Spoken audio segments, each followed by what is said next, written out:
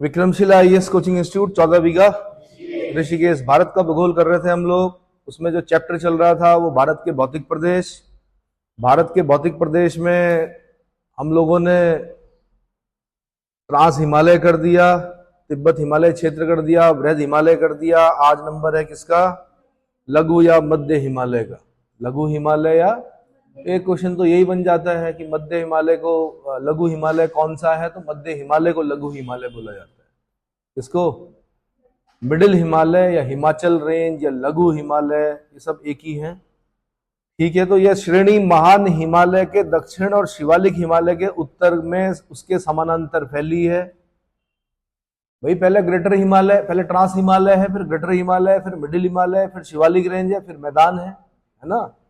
तो ऐसे ही यह श्रेणी महान हिमालय के दक्षिण और शिवालिक हिमालय के उत्तर में उसके समानांतर यानी पैरेलल फैली है। 80 से 100 किलोमीटर चौड़ी है। कितनी? 80 से 100 किलोमीटर चौड़ी है। जबकि ग्रेटर हिमालय कितनी चौड़ाई थी? 25 किलोमीटर। और इसकी कितनी? कहीं पर 80, कहीं पर 100। इस श्रेणी की ऊंचाई 3700 से 4500 मीटर है। उधर जब हम पढ़ रहे थे ग्रेटर हिमालय में तो 6100 मीटर पढ़ा था हमने। यहाँ पर जो औसत ऊंचाई है वो 3700 से 4500 मीटर में है। पीर पंजाल श्रेणी इसका पश्चिमी विस्तार है। क्वेश्चन पूछेगा आपसे, पीर पंजाल श्रेणी किसका विस्तार है? आंसर मध्य हिमालय का या लघु हिमालय का पश्चिमी विस्तार है पीर पंजाल।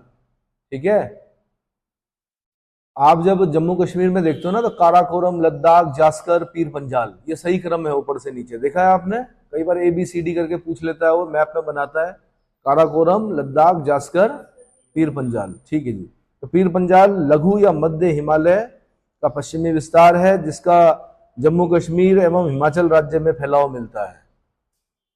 यह इस श्रेणी की सबसे लंबी और प्रमुख श्रेणी है। तो फिर पूछेगा लघु हिमालय या मध्य हिमालय की सबसे लंबी और प्रमुख श्रेणी कौन सी है? आपने बोलना पीर पंजाल श्रेणी।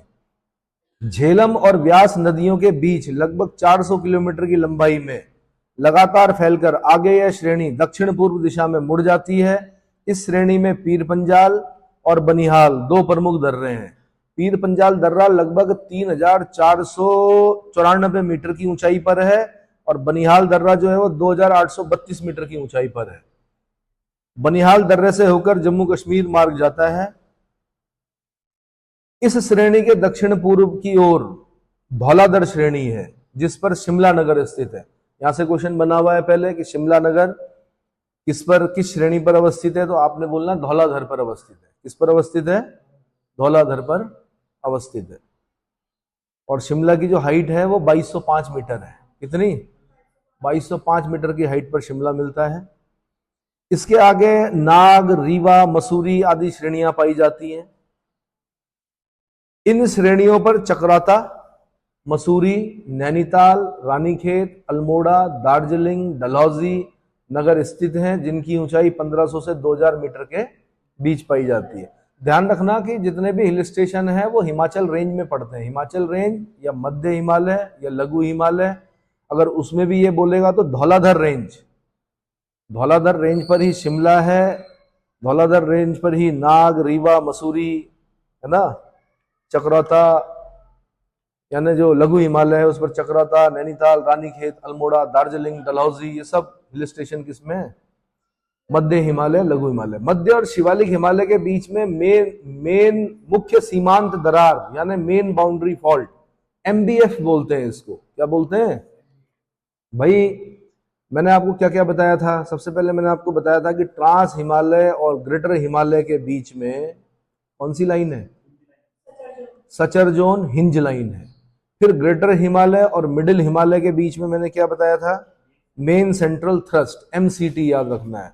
फिर मध्य हिमालय और शिवालिक रेंज के बीच में आपने पढ़ना है मेन मुख्य सीमांत दरार या मेन बाउंड्री फॉल्ट। और फिर मैंने बताया था कि शिवालिक रेंज और जो मैदानी भाग है आपका उसके बीच में जो दरार है उसका नाम है बृहद सीमांत दरार, GBF। तो सही क्रम क्या बना? सही क्रम ये बना hinge line oblique suture zone, दूसरा बना क्या? MCT, तीसरा बना MBF मेन बाउंड्री फॉल्ट, और चौथा बना GBF यानी ग्रेट बाउंड्री फॉल्ट। अगर मुझे पेपर बनाने के लिए दिया था ये क्वेश्चन जरूर पूछता। ठीक है।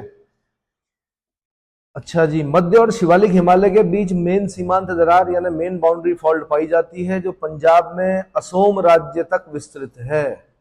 यह पर्वत प्री कैम्ब्रियन और पैलियोजोइक चट्टानों से बने हैं। इस श्रेणी में स्लेट, चूना पत्थर, क्वार्ट्ज और अन्य चट्टानों की अधिकता पाई जाती है। इस श्रेणी के दक्षिण की ओर का ढाल तेज है जबकि उत्तरी ढाल मंद है। ये क्वेश्चन बना है पहले, निम्नलिखित में से कौन सा कथन सत्य है, इस तरह से पूछते हैं। तो आपने ध्यान रखना कि दक्षिण की ओर का ढाल तेज है और उत्तर की ओर का ढाल क्या है, मंद है और घने वृक्षों से ढका है। यहाँ पर कोणधारी वन मिलते हैं, कोनिकल फॉरेस्ट मिलते हैं तथा ढालों पर छोटे छोटे घास के मैदान पाए जाते हैं जिन्हें कश्मीर में मर्ग बोलते हैं। गुलमर्ग, सोनमर्ग, टनमर्ग नाम सुना होगा। उत्तराखंड में उन्हें बुग्याल कहते हैं, पयार कहते हैं, ठीक है। मध्यवर्ती भागों में उन्हें द्वार और दून कहते हैं, द्वार और कोट द्वार, है ना। दून में देहरादून, है ना, पतली दून, हरकी दून सुना है, ठीक है। मध्य और महान हिमालय के बीच दो खुली घाटियां पाई जाती हैं। पश्चिम में कश्मीर घाटी पीर पंजाल व महान हिमालय के मध्य फैली है। ये क्वेश्चन बन चुका है कि कश्मीर घाटी किनके बीच में है, पीर पंजाल और ग्रेटर हिमालय के बीच में, महान हिमालय या हिमाद्री के बीच में, पीर पंजाल और हिमाद्री के बीच में, पीर पंजाल और महान हिमालय के बीच में कश्मीर घाटी पाई जाती है। इसका क्षेत्रफल लगभग 4900 वर्ग किलोमीटर है। यह 1700 मीटर की ऊंचाई पर 150 किलोमीटर लंबी और लगभग 89 किलोमीटर की चौड़ाई में फैली है। पूर्व में काठमांडू की घाटी है जो नेपाल देश में स्थित है। यह समुद्र धरातल से लगभग 1500 मीटर की ऊंचाई पर तथा 25 वर्ग किलोमीटर क्षेत्रफल पर फैली हुई है। इतना 25 वर्ग किलोमीटर क्षेत्र पर फैली हुई। इन श्रेणियों की अन्य घाटियों में हिमाचल प्रदेश की कांगड़ा व कुल्लू घाटियां महत्वपूर्ण है। कांगड़ा घाटी का विस्तार धौलाधर श्रेणी के निचले भागों से लेकर व्यास नदी के दक्षिणी भाग तक है। यह नमन घाटी यानी स्ट्राइक वैली है, बहुत इंपॉर्टेंट, आईएएस का क्वेश्चन रहा है कभी। कौन सी? कांगड़ा घाटी। कांगड़ा घाटी जो है वो किस प्रकार की घाटी का उदाहरण है? आंसर स्ट्राइक वैली का उदाहरण है, यानी नमन घाटी का उदाहरण है। कुल्लू घाटी एक अनुप्रस्थ घाटी यानी ट्रांसवर्स वैली है जो रावी नदी के ऊपरी भाग में विस्तृत है। भाई जब मैंने कुल्लू घाटी पहली बार देखी मैं बड़ा आश्चर्यचकित हुआ। गाड़ी रोकी मैंने वहां पर और फिर मैंने उसको बहुत देर तक क्या किया, समझने का प्रयास किया कि कैसे बनी है घाटी। पहले तो हम लोग छोटे में सुनते थे कि हिमाचल में बाढ़ आ गई। अरे यार बाढ़ कैसे आ गई पहाड़ में? तब पता चला कि कैसे आई, है ना। नदी मार्गों को बाधित कर रखा है, नदी मार्गों के किनारे निर्माण कर रखे हैं, है ना। हर जगह वही कल्चर है कि सबसे महंगा कमरा कौन सा, जिसकी विंडो किस तरफ खुलती होगी? नदी की तरफ खुलती होगी। हाँ खुलती होगी। अच्छा पुराने लोग क्या करते थे, ऊपर जाते थे अपना गांव बसाने के लिए। बेवकूफ थोड़े थे वो लोग, उनको पता था कि कोई भी सभ्यता बहुत लंबी नहीं टिकती है नदी के किनारे। क्या नहीं टिकती भाई? दिखने में तो आजकल तो बड़ा अच्छा लगता है, लेकिन बरसात में जब बादल फटते हैं या जब तब पता चलता है कि नदी अपना विकराल रूप जब धारण करती है तो सारे जितने भी निर्माण कार्य हैं जो नदी मार्गों को बाधित करते हैं वो क्या हो जाते हैं? ध्वस्त हो जाते हैं मिनटों में। सेकंड नहीं लगते। बनाने में कई साल लगेंगे, कमाने में कई साल लगेंगे, लेकिन ध्वस्त होने में क्या? आप मनाली जाके देख लो, मनाली में मार्ग परिवर्तन किया नदी ने, देखो क्या हाल हो गया, है ना। तो ये सब चीजें हैं भाई। तो पुराने लोग क्या करते थे कि नदी के किनारे कम गांव बसे हुए हैं, कहाँ गए वो? ऊपर गए, जल स्रोत ढूंढे उन्होंने, वहां पर उन्होंने अपने गांव बसाए। क्या देखा उन्होंने? सबसे पहले सुरक्षा। क्या देखी? सुरक्षा, है ना। चलो जी, कुल्लू घाटी एक अनुप्रस्थ घाटी है, ये भी यूपीएससी का क्वेश्चन रहा है किस प्रकार की घाटी है। तो आपने अब दो चीजें याद रखने की, हिमाचल की कांगड़ा घाटी एक नमन घाटी है ना स्ट्राइक वैली है, और कुल्लू घाटी एक अनुप्रस्थ घाटी है ना ट्रांसवर्स वैली है। कुल्लू घाटी जो है वो रावी नदी के ऊपरी भाग में विस्तृत है। रावी का जो पौराणिक नाम है वो परुषणी है, सुने हो, इतिहास में पढ़ा होगा आपने। 10 राज्य युद्ध हुआ था, 10 राजाओं का युद्ध हुआ था, किसके किनारे? रावी के किनारे, परुषणी के किनारे, ठीक है। उसके बाद अटल टनल के बारे में सुना होगा आपने, 9 किलोमीटर 9.02 किलोमीटर लंबी है। यह हिमालय के पूर्वी पीर पंजाल श्रृंखला में स्थित है। आपसे क्वेश्चन पूछेगा अटल टनल किस श्रृंखला में अवस्थित है? आंसर पूर्वी पीर पंजाल। किसमें? काराकोरम, लद्दाख, जास्कर, पीर पंजाल। तो पीर पंजाल में भी कहां पर? पूर्वी पीर पंजाल में 9.02 किलोमीटर।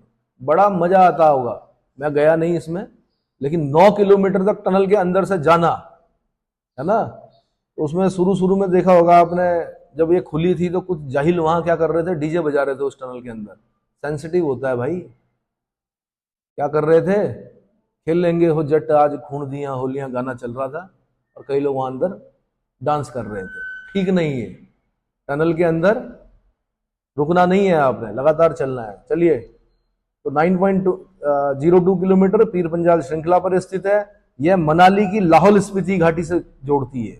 मनाली को लाहौल स्पीति घाटी से जोड़ती है। इस टनल का निर्माण सीमा सड़क संगठन यानी बॉर्डर रोड ऑर्गेनाइजेशन यानी बीआरओ, यानी क्या अंतर है बीआरओ और ग्रेफ में? ग्रेफ की फुल फॉर्म क्या होती है?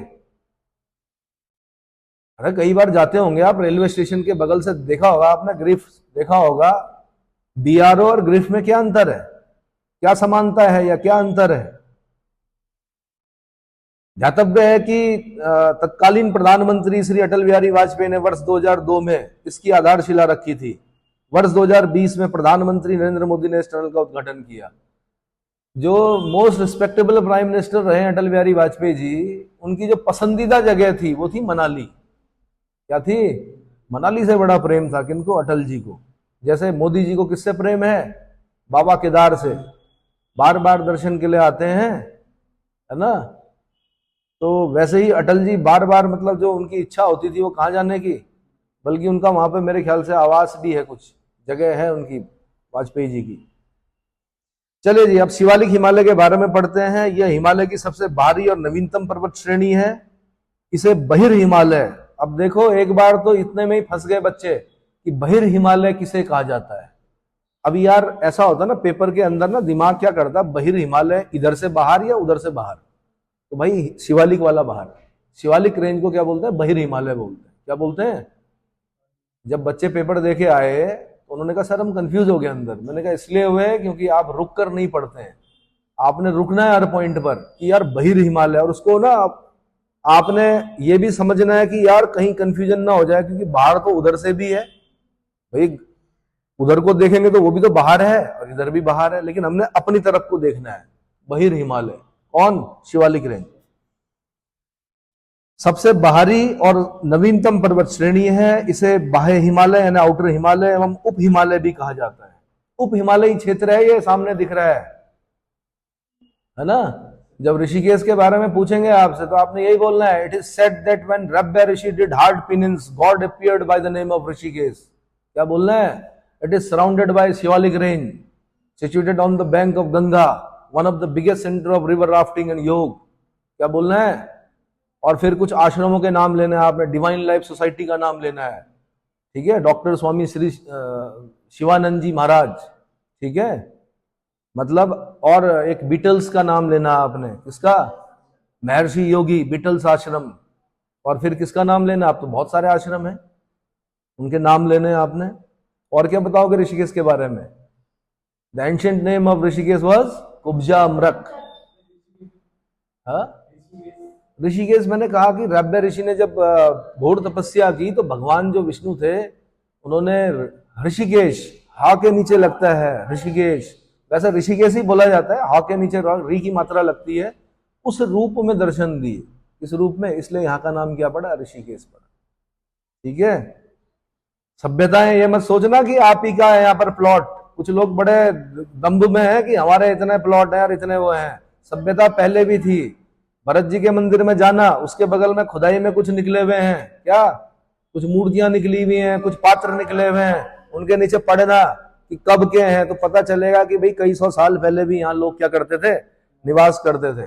भरत जी के मंदिर की जब परिक्रमा करते हैं आप किस दिन?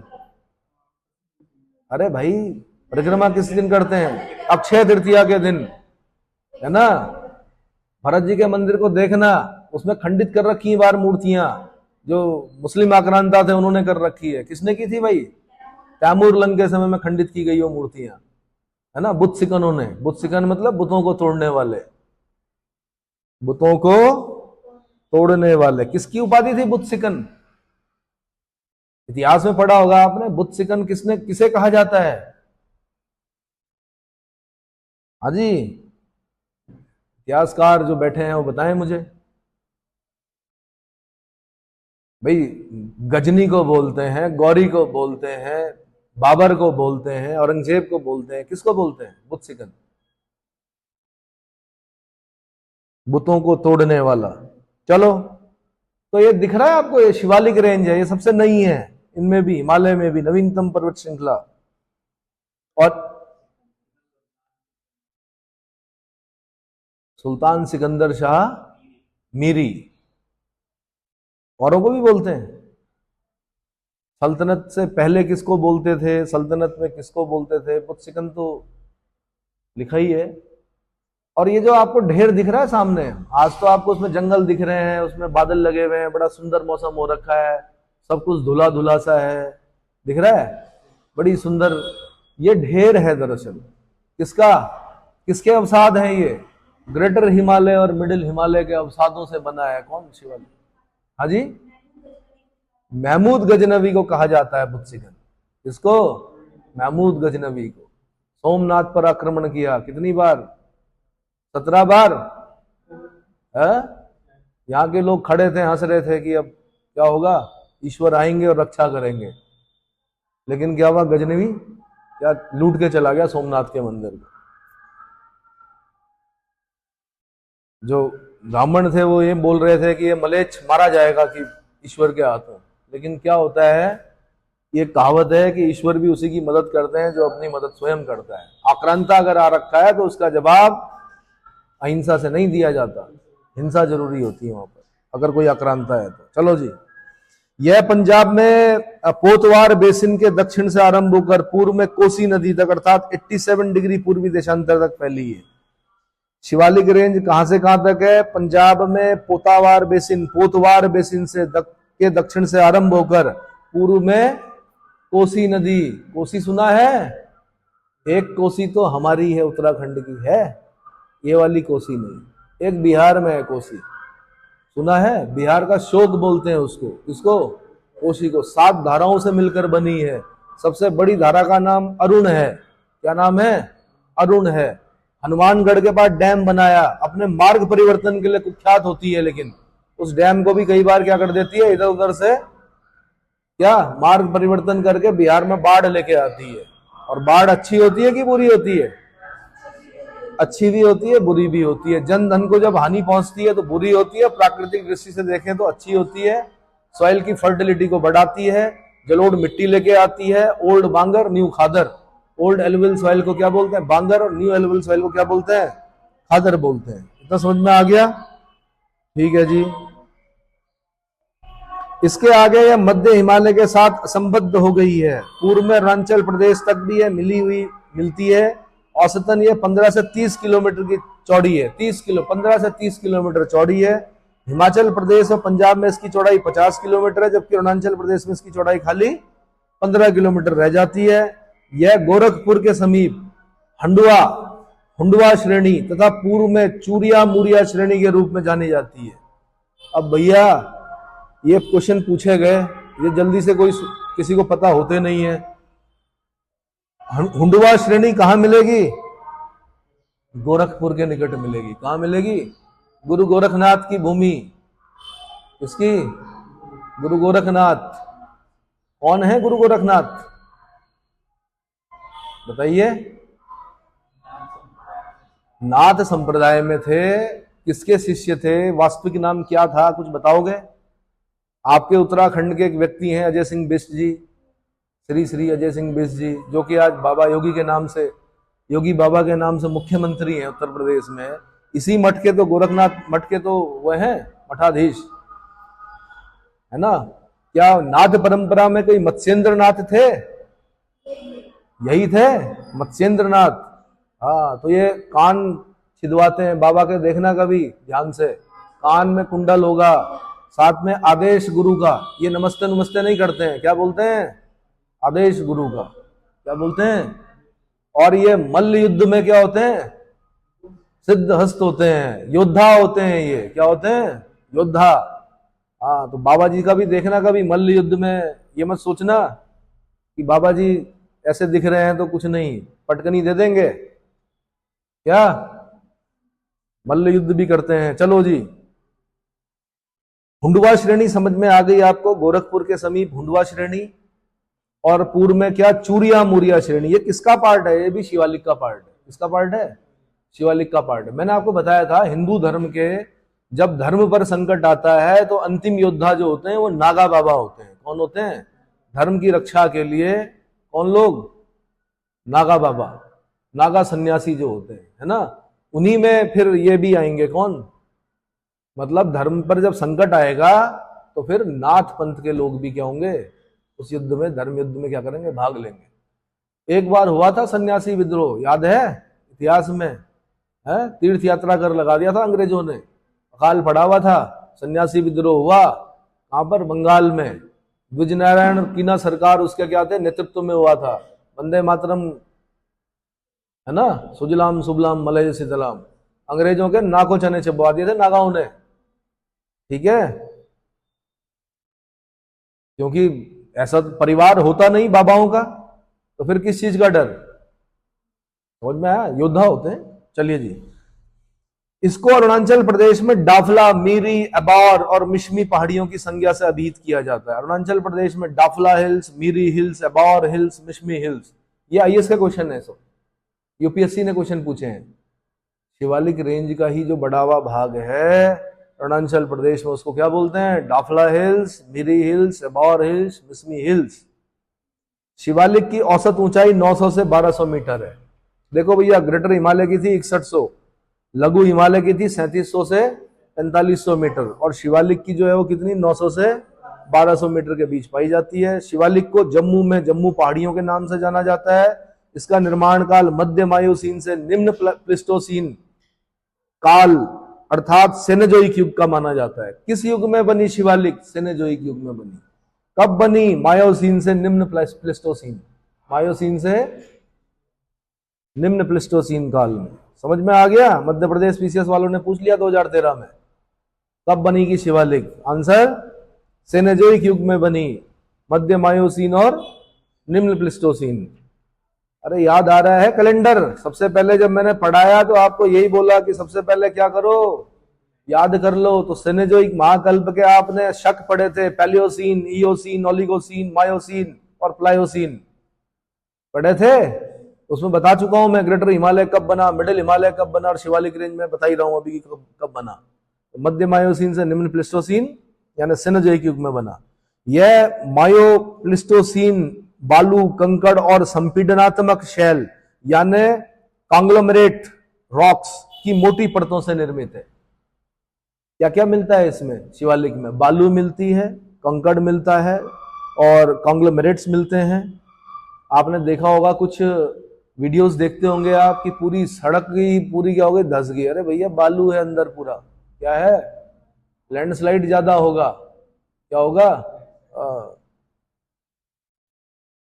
शिवालिक के गिरिपद यानी फुट हिल्स अथवा उप हिमालयी क्षेत्र के पश्चिम में सिंधु से पूरब और तीस्ता के बीच फैला क्षेत्र फल भाबर का मैदान, क्या, फल भाबर का, भाबर प्लेन्स कहलाता है। क्या कहलाएगा? जैसे ही आप शिवालिक के पाद प्रदेश में आएंगे, पाद प्रदेश मतलब होता है शिवालिक के फुट पे आएंगे, पैरों पर आएंगे, तो क्या मिलेगा आपको? भाबर। और उस भाबर में क्या मिलेगा?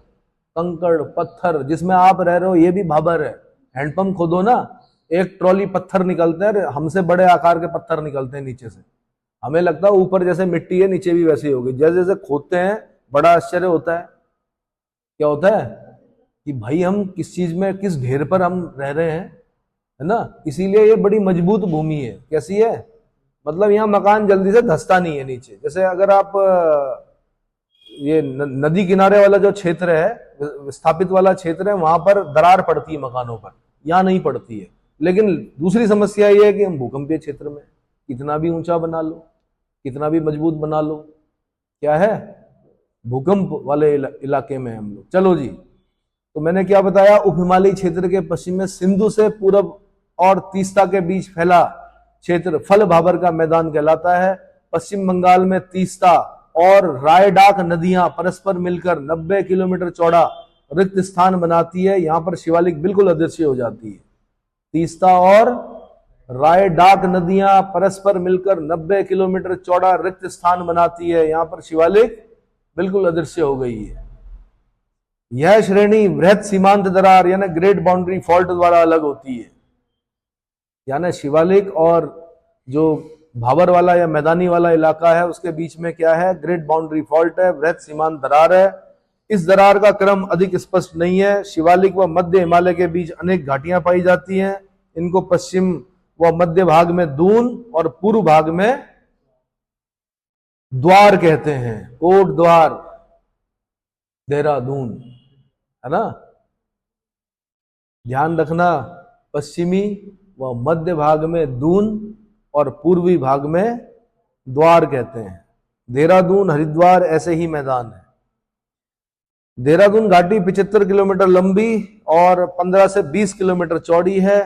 कभी जाना शिमला बाईपास से जाना और वहां से गाड़ी खड़ी करके देखना, जो देहरादून वाला क्षेत्र है ना वो कभी जलमग्न था। क्या था? जलमग्न था। इसीलिए इतनी फर्टाइल लैंड है वहां पर। सेलाकुई की बासमती ऐसे ही नहीं होती है। सेलाकुई वाले क्षेत्र में खड़ा होना, ढाल देखना नीचे की तरफ, और जब मसूरी जा रहे होंगे वहां पर अपनी गाड़ी रोकना, कोठाल गेट से आ गया, फिर मसूरी को, फिर देहरादून को देखना। आपकी समझ में पूरी ज्योग्राफी आ जाएगी कि क्या था, क्या रहा होगा। तो किसी जमाने में क्या रहा होगा, पानी से भरा हुआ था। मतलब नदियां उसको पोषित करती थी, उस झील को, और अपने साथ क्या लाती थी, फर्टाइल मिट्टी लेके आती थी। ठीक है, और वो मिट्टी क्या हो गई, बारीक कण बिसते गए और इतनी अच्छी खेती होती है। ये अलग बात है कि आज कंक्रीट के जंगल बन गए। राजधानी बनानी थी गैरसैंण, बना दी कहाँ, देहरादून। सब भी धानी देहरादून, खानी पीनी देहरादून। चलो, सरकार है, इच्छा है ना। तो क्या चाणक्य ने कहा था, प्रजा के सुख में ही राजा का सुख है। किसने कहा था? अशोक ने कहा था या चाणक्य ने कहा था? प्रजा के सुख में ही, अरे भाई, प्रजा के सुख में ही राजा का सुख है, चाणक्य ने कहा। प्रजा अगर सुखी है तो राजा क्या है, सुखी है। लेकिन आधुनिक समय में यह देखा जा रहा है कि ब्यूरोक्रेसी की सुख में ही, ब्यूरोक्रेट्स यानी नौकरशाहों के सुख में ही राजा का सुख है। इसका मतलब समझते हो? क्या समझते हो? इस पर विवाद उत्पन्न हो सकता है। चलो आगे बढ़ते हैं। यह श्रेणी वृहत सीमांत दरार यानी ग्रेट बाउंड्री फॉल्ट द्वारा अलग होती है। इस दरार का क्रम अधिक स्पष्ट नहीं है। शिवालिक व मध्य हिमालय के बीच अनेक घाटियां पाई जाती है। इनको पश्चिम के मध्य भाग में दून और पूर्व में द्वार कहते हैं। देहरादून, हरिद्वार मैंने बता दिया। देहरादून घाटी 75 किलोमीटर लंबी और 15 से 20 किलोमीटर चौड़ी है। यह मोटे कंकड़ व कांप निक्षेपों से बनी हुई है। इसके निक्षेप हैं, कांप के निक्षेप हैं, कांप मिट्टी। यह समतल धरातल युक्त नमन घाटी यानी फ्लैट बॉटम्ड स्ट्राइक वैली है। यहां से क्वेश्चन बनाता मैं अगर पेपर बनाता तो, देहरादून जो घाटी है वो किस प्रकार की घाटी है? नमन घाटी है, फ्लैट बॉटम्ड स्ट्राइक वैली है। दून जैसी अन्य प्रमुख घाटियां इस प्रकार हैं, जैसे जम्मू में उधमपुर और कोटली, जम्मू में उधमपुर और कोटली, उत्तराखंड और हिमाचल प्रदेश में कोटा दून, पातली दून, चुंबी, कियादाम, कोटरी, ये सब क्या है? घाटियां हैं। ये प्राचीन भूगोल शास्त्रियों ने इसे मैनाक पर्वत का नाम दिया है। शिवालिक का प्राचीन नाम क्या था? मैनाक पर्वत था। क्या था? मैनाक पर्वत था भाई, है ना। क्या था भाई? मैनाक पर्वत था। बहुत सारे क्वेश्चन बने हैं। जैसे एक बार बना कश्मीर घाटी और डल झील किसके बीच अवस्थित है, तो आपने बोलना बृहत हिमालय और पीर पंजाल के बीच में स्थित है। फिर पूछता है कि करेवा क्या है, और भी है एडिशनल इंफॉर्मेशन। करेवा क्या है, तो हिमनद, गाद, सघन रेत, चिकनी मिट्टी, करेवा क्या है? अरे भाई, जब ग्लेशियर चलता है ना तो ग्लेशियर छोटा मोटा तो होता नहीं, खरबों खरबों टन बर्फ होती है उसमें। कितनी? तो जब वो चलता है तो आगे कंकड़ पत्थर चल रहे होते हैं, बगल में भी अलग अलग अलग साइज के कंकड़ पत्थर चल रहे होते हैं, बीच में वो पीसते हुए चलता है। यानी अगर उस पहाड़ से इस क्षेत्र में अगर ग्लेशियर आ जाए तो जिस बिल्डिंग में आप बैठे हो इसका चूरा, इतना पतला चूरा कर देगा वो ग्लेशियर कि क्या, कितना पतला, खिसकेगा, धीरे धीरे खिसकेगा कुछ सेंटीमीटर, लेकिन जब गुजरेगा अरबों टन बर्फ इस बिल्डिंग के ऊपर से गुजरेगी तो ये मत सोचना कि पक्की ईंटों का मकान है तो बढ़िया रहेगा। हो सकता है सरिये वरिये बच जाए तो अलग बात है, बाकी पीस पास के क्या चूरा ढूंढोगे आप। समझ में आ रहा है? तो नीचे जो होता है बहुत बारीक मिट्टी होती है, तो फिर उसमें अलग अलग चीजें पढ़ते हैं हम फिजिकल ज्योग्राफी में कि इस भाग को क्या बोलते हैं, अगले वाले को तो मोरेन बोलते हैं। फिर क्या होता है कि बहुत सारा कंकड़ पत्थर लेके जब चल रहा होता है ना आगे, एक टाइम ऐसा आता है कि जब एक पर्टिकुलर जगह पर जब वो पहुंचता है तो सारा बर्फ जो होता है वो पिघल जाता है। तो जब पिघलेगा तो वो तो जो बाउंड्री बन गई, वो जो मोरेन है वो क्या बन गई, आगे से एक तरह से बाउंड्री बन गई, मतलब एक दीवार सी बन गई, और उसमें जो बर्फ का पानी है वो क्या हो गया, तो झील बन गई, उसके पीछे झील बन जाती है। फिर धीरे धीरे, ऐसा भी नहीं कि वो झील हमेशा रहती है, वो झील फिर सूखती भी एक समय के बाद, क्या होती है, अरे भाई उत्थान होगा, ऊपर आएगी, सूख जाएगी। ठीक, तो बड़ी फर्टाइल मिट्टी होगी वहां पर, झील जो होगा मीठे पानी का स्रोत होगा, ऐसा ग्लेशियर लेक्स बोलते हैं ऐसी लेक्स को, क्या बोलते हैं। तो जब भी कहीं आप जाएं पहाड़ों पर झील देखें तो सबसे पहले क्या करें, ये सोचने का प्रयास करें यार ये नैनीताल आया कहां से इतना पानी, ये बना कैसे ऐसे करके, है ना। या कहीं पर आपको ऐसे ही दिखे कि एक झील, उसके नीचे फिर दूसरी झील, फिर उसके नीचे फिर तीसरी झील, मालाकार आकार में अगर आपको झील दिखे तो पैटरनास्टर लेक्स बोलते हैं ऐसे लेक्स, क्या बोलते हैं, मालाकार जो झीलें होती हैं वो भी ऐसे ही बनती हैं कि ऊपर से पानी गिरा, खड्डा हुआ, वहां पर फिर झील बन गई, उससे नीचे गिरा फिर झील बन गई, तो ऐसे बनती है वो झीलें, ऐसे, है ना, पैटरनास्टर लेक्स। चलो जी, कहां तक पहुंचे हम, करेवा क्या है जी, करेवा हिमनद, गाद, सघन रेत, चिकनी मिट्टी और दूसरे पत्थरों को, पदार्थों का हिमोड़ पर मोटी परत के रूप में जमा हुआ है।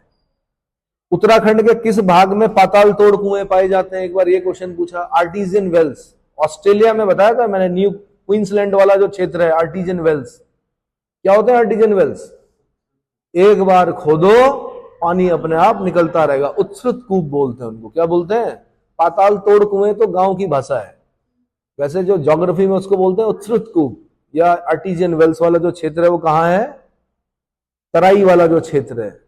करेवा के लिए हिमालय का कौन सा भाग प्रसिद्ध है, आंसर कश्मीर हिमालय। अच्छा मुझे एक चीज बताना, एक क्वेश्चन एक बार पूछा गया कि केसर कहां उगता है, केसर देखना जरा, एक पर्टिकुलर, मतलब ग्लेशियल की ही एक पर्टिकुलर जो जमाव है उस पर उगता है, उसको क्या बोलते हैं, हाँ जी, लिखा हुआ है क्या, हाँ केसर कहां उगता है, लिखा हुआ है, जाफरान बोलते हैं। कुछ लोगों ने इस नाम को बदनाम किया, इसके नाम से शराब निकाल दी।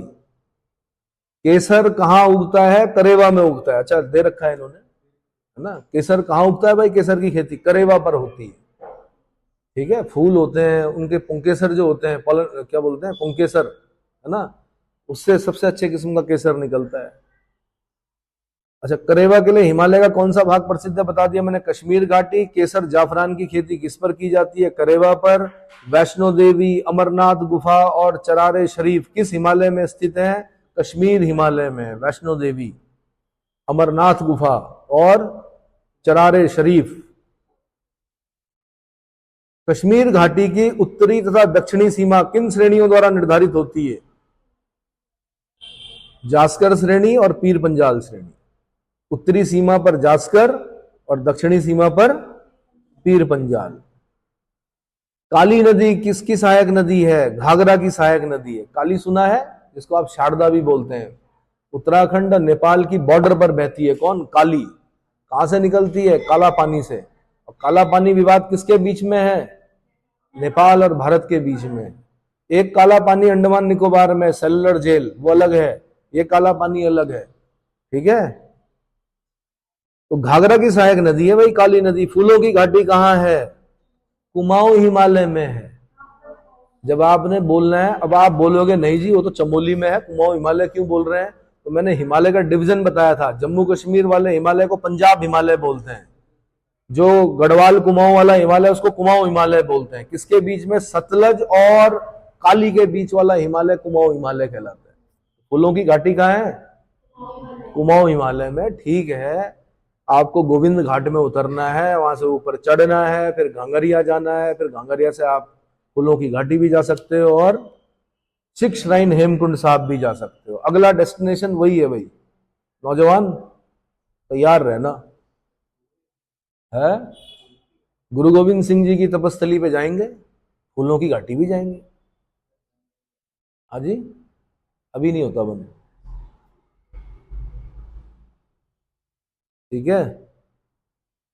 कश्मीर ये बता दिया मैंने, घाघरा की सहायक नदी है काली नदी। फूलों की घाटी कहां पाई जाती, कुमाऊं हिमालय में।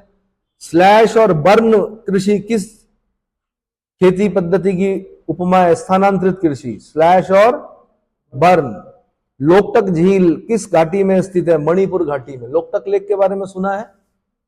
किबुल लामझाओ एकमात्र तैरता हुआ राष्ट्रीय उद्यान कहाँ है, यही है। अरे भैया, किबुल लामझाओ का नाम सुना है, एकमात्र तैरता हुआ राष्ट्रीय उद्यान किबुल लामझाओ। कहां पर है, लोकटक लेक में, मणिपुर में, ठीक है। मोलेसिस बेसिन किस राज्य की संज्ञा है, molasses basin. Answer Mizoram. Check कीजिए, मोलेसिस क्यों बोलते हैं इसको, मोलेसिस बेसिन क्यों बोलते हैं मिजोरम को, मिजोरम को मोलेसिस बेसिन क्यों कहा जाता है, चेक कीजिए। कंचनजंगा, मकालू, एवरेस्ट, अन्नपूर्णा और धौलागिरी पर्वत शिखरों का सही क्रम क्या है, तो पूर्व से पश्चिम है भाई, पूर्व से। नेपाल, जब आप सिक्किम में होंगे तो कंचन, सिक्किम और नेपाल की बॉर्डर पर आपको पहले कंचनजंगा दिखाई देगा, खगचेंद्रजोंगा, कंचनजंगा, फिर दिखाई देगा आपको मकालू, फिर दिखेगा एवरेस्ट, फिर दिखेगा अन्नपूर्णा, फिर दिखेगा धौलागिरी। बीच बीच में और भी हैं, बट मोटी मोटी जो शिखर हैं वो ये दिखाई दे रहे हैं पूर्व से पश्चिम।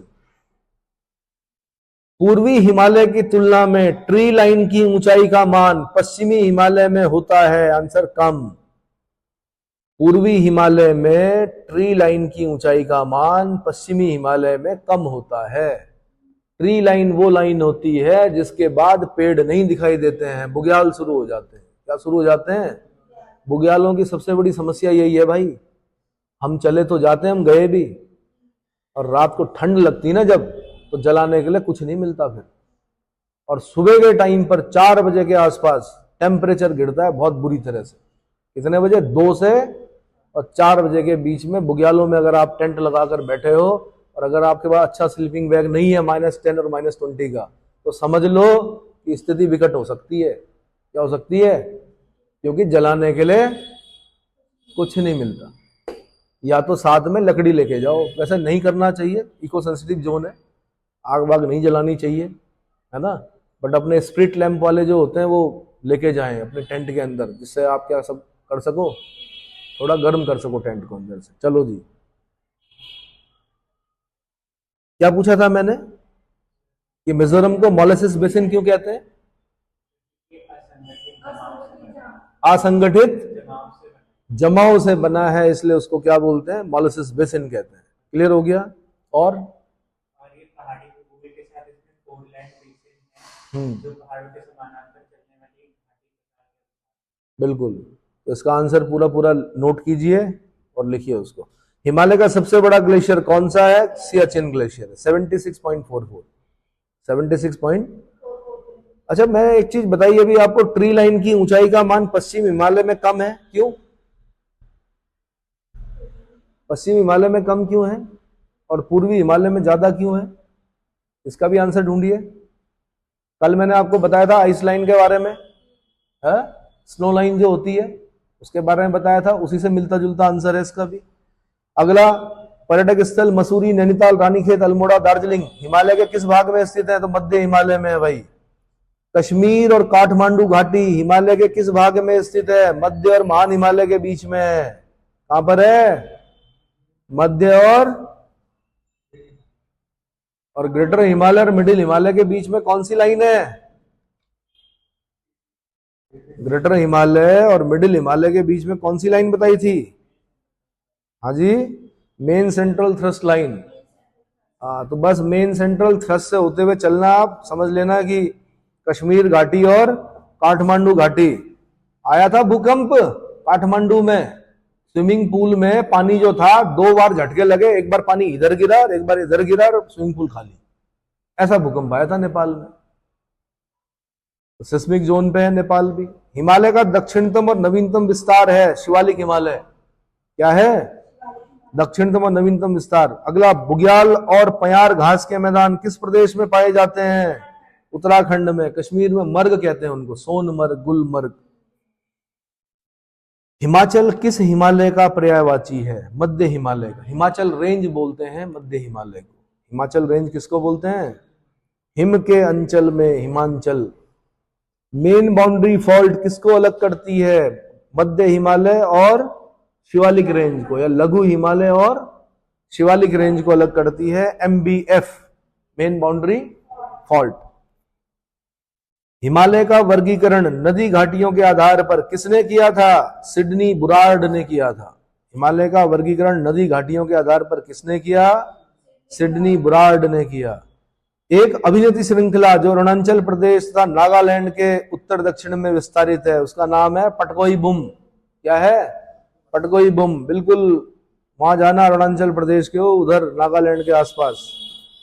श्रीनगर को गिलगिट से जोड़ने वाला दर्रा कौन सा है? बुर्जिल दर्रा। श्रीनगर से अगर कहां जाना है आपको? गिलगिट बाल्टिस्तान जाना है, तो कहां से जाओगे? बुर्जिल दर्रे से होके जाओगे। अभी जाना पड़ेगा क्योंकि पाक ऑक्युपाइड कश्मीर को तो अभी क्या करना है ना, मेहमानों जो काफी टाइम से वहां पर वो पड़ोसी कब्जा किए हुए है, उसको छुड़ाना है भाई। जवाहर सुरंग किस दर्रे में है? बनिहाल दर्रे में है। जवाहर सुरंग बनिहाल दर्रे में। ठीक है। अब थोड़ा पूर्वांचल की पहाड़ियों के बारे में बता रहा हूं मैं। इसकी सबसे पहले तो मैप निकाल लो और ढूंढना शुरू करो। डाफला हिल्स कहाँ है, मीरी कहाँ है, एबौर कहाँ है, मिशमी हिल्स कहाँ है, पटकोई बुम पहाड़ी कहाँ है, Naga hills, Manipuri hills, Mizo hills, Tripura hills, Barail range. कौन सी?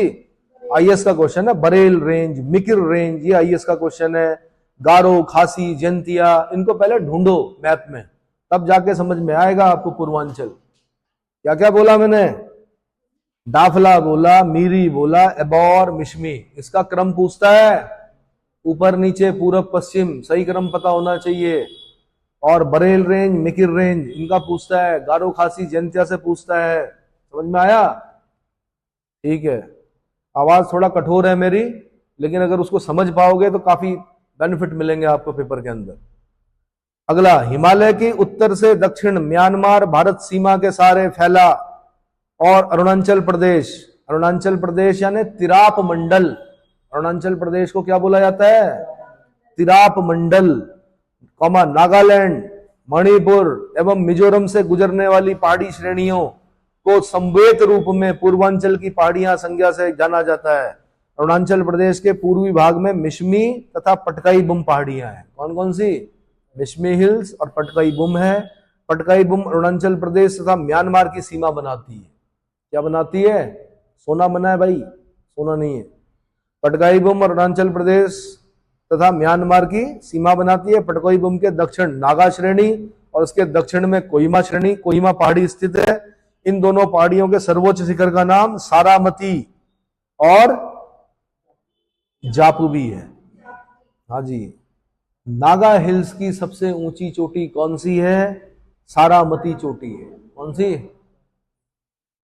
ये क्वेश्चन बने हुए, नागा हिल्स की सर्वोच्च चोटी कौन सी है? सारामती। और दोस्तों ने ठीक अगला क्वेश्चन पूछा कि गुरसप्पा जलप्रपात ऑब्लिक महात्मा गांधी जलप्रपात oblique Raja Rani rocket Rohrer, ये किस नदी पर है? आंसर सारावती। ये सारामती चोटी है। और वो जो कर्नाटक में हमने फॉल पढ़ा था महात्मा गांधी जलप्रपात, वो किस नदी पर है? सारामती। और ये है सारावती। तो नागा हिल्स की सर्वोच्च चोटी होगी सारावती और महात्मा गांधी जलप्रपात, गोरसप्पा प्रपात किस नदी पर है? सारामती पर है। ठीक है। और कोहिमा पहाड़ी की सर्वोच्च चोटी जो है वो जापुवी हिल्स है। कौन सी? जापुवी हिल्स। बरेल रेंज उत्तर दक्षिण दिशा में नागालैंड तथा असम राज्यों में विस्तृत है, खासकर असम वाला जो क्षेत्र है वहां पर दिखेगी आपको। मणिपुर राज्य में मणिपुर पहाड़ियां, मिजोरम राज्य में मिजो पहाड़ियां अवस्थित हैं। बराक मणिपुर और मिजोरम की एक मुख्य नदी है। बराक मणिपुर और मिजोरम की एक मुख्य नदी है। कहां की? हाँ जी। और अगर आपको घूमना ही है, माना वैसे तो मैंने कहा आपके घूमने के लिए जो जगह है वो है केरला। कहाँ जाना है आपने? केरल जाइए, 8 डिग्री 4 मिनट के आसपास जाइए, ठीक है। तमिलनाडु आपके घूमने की जगह कहाँ है? पर फिर भी अगर आपको पहाड़ों पर घूमना है तो नॉर्थ ईस्ट की तरफ जाइए। वहां का अनुशासन देखिए। कहाँ का? सिक्किम का। पहले सिक्किम जाइए, फिर उसका नॉर्थ ईस्ट के स्टेट्स में घूमिए, ठीक है। और एक दूसरे राज्य में घूमकर देखिए क्या क्या होता है, कैसे कैसे क्या है, संस्कृतियां हैं। देखो कितना महान देश है मिजोरम, जिसे मॉलिसेस बेसिन भी कहा जाता है। तो मॉलिसेस बेसिन किसे कहा जाता है? आंसर मिजोरम को। यह मृदुल और असंगठित चट्टानों से बना है। मृदुल और असंगठित चट्टानों से बना है। मिजो पहाड़ियों के पश्चिम में त्रिपुरा पहाड़ियां हैं। त्रिपुरा तीनों ओर से बांग्लादेश से घिरा है। तो कौन सा राज्य है जो तीनों ओर से बांग्लादेश से घिरा है? त्रिपुरा। लेकिन मिजोरम जो है वो एक तरफ से बांग्लादेश से घिरा है, एक तरफ से म्यांमार से घिरा है। किससे? म्यांमार से। पूर्वांचल पहाड़ी की एक अन्य शाखा जो कि भूगर्भिक संरचना की दृष्टि से प्रायद्वीपीय पठार तथा उत्तर पूर्वी विस्तार है, पूर्व पश्चिम में विस्तृत है। यह मेघालय की पहाड़ियों के नाम से जानी जाती है। इसकी 3 प्रमुख पहाड़ियां हैं। इसके पूर्वी भाग में जैंतिया, पश्चिमी भाग में गारो और इन दोनों के बीच में खासी। अब हम बचपन से पढ़ते आ रहे थे गारो खासी जैंतिया, गारो खासी। तो क्या हुआ, शुरू शुरू में जब पेपर देने गए उसने कहा पूर्व से पश्चिम में सही क्रम लगाओ। तो भैया पूर्व में है कौन? जैंतिया। बीच में कौन है? खासी। और पश्चिम में क्या है? गारो। इधर से बोलते हैं हम गारो खासी जैंतिया। पूछने वाले ने पूर्व से पश्चिम पूछा, तो क्या बोलना था? उल्टा बोलना था, जैंतिया खासी गारो। सुना है? खासी विद्रोह सुना है इतिहास में? कौन था नेता? तीरथ सिंह। गारो खासी जैंतिया की पहाड़ियों पर भी विद्रोह हुए अंग्रेजों के समय में। तो जो खासी विद्रोह है उसका नेता कौन है? तीरथ सिंह। याद रखना भाई। अगला, गारो पहाड़ी के दक्षिण की ओर सूरमा नदी का मैदान है। कौन सी नदी? सूरमा नदी का मैदान है। कहां पर? गारो खासी के दक्षिण की ओर, सूरमा घाटी। जबकि खासी पहाड़ी के दक्षिण की ओर चेरापूंजी का पठार है। चेरापूंजी तो सब जानते हैं, सबसे ज्यादा बारिश जो होती थी वो चेरापूंजी में होती थी। अब मौसिन राम में होती है, अगल बगल ही है। तो मौसिन राम, चेरापूंजी, है ना। सभी श्रृंखलाओं के रूप में हिमालय का दक्षिणतम विस्तार अंडमान निकोबार द्वीप समूह और इंडोनेशिया तक पाया जाता है। ये मत सोचना कि हिमालय खत्म हो गया कहाँ, या अरुणाचल प्रदेश में। उसका उसी का जो फोल्ड है एक तरह से वो अराकान योमा भी है, उसी का जो फोल्ड है वो आपका अंडमान निकोबार भी है। वह अंतर इतना है कि वो नीचे है, उसके कुछ भाग ऊपर निकल रखे, तो आइलैंड के रूप में उसको हम अंडमान निकोबार बोलते हैं। और इंडोनेशिया तक आपको क्या दिखाई देगा? विस्तार दिखाई देगा। किसका? किसका भाई? ये पॉलिटिकल में नहीं दिखाई देगा, इसको फिजिकल में देखना कभी। किसमें? फिजिकल मैप में जब आप देखेंगे एशिया का, तो आपको साफ साफ दिखाई देगा कि हिमालय का ही विस्तार है नीचे। अराकान योमा हो गया, अंडमान निकोबार हो गया, इंडोनेशिया में हो गया, है ना। क्लियर हो गया? क्लियर हुआ? ठीक है। तो अब मैं इसके बाद कराऊंगा हिमालय का प्रादेशिक विभाजन, और बहुत ही इंपॉर्टेंट, उसको अगले लेक्चर में।